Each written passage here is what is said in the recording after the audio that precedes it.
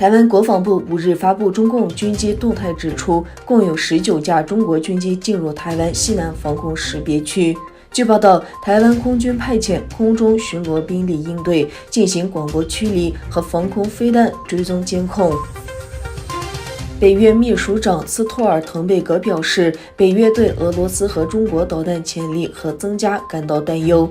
斯托尔滕贝格表示，朝鲜和伊朗等国也是核武器领域的参与者，这些国家违反了全球规则。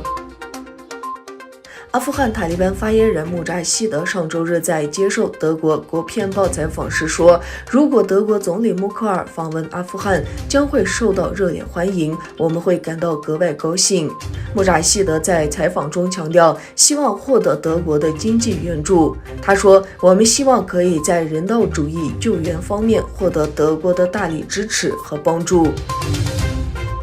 非政府组织欧洲宪法和人权中心对成衣企业 Hugo Boss 和连锁超市 Lidl 等5家德国企业提出诉讼，指控这些企业的负责人包庇东突厥省可能存在的强迫劳动，并从中获益。欧洲宪法和人权中心在一份声明中也指出，企业不能成为破坏国际法和其他践踏人权行为的帮凶。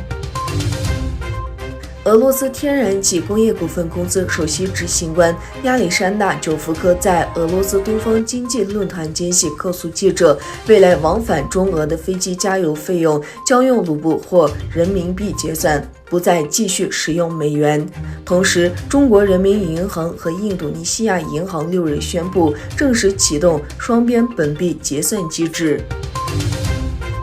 20国集团卫生部长于9月6日在罗马举行的会议上通过了罗马卫生条约，称G20成员国承诺共享科研资料，支持在2021年底之前为全球至少40%的人口接种新冠疫苗的目标。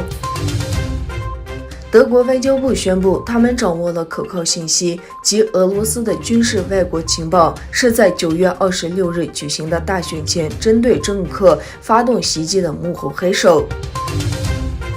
卡塔尔埃米尔塔米姆·本·萨尼与美国国务卿安东尼·布林肯和国防部长劳埃德·奥斯汀在多哈会晤，双方讨论阿富汗的事态发展。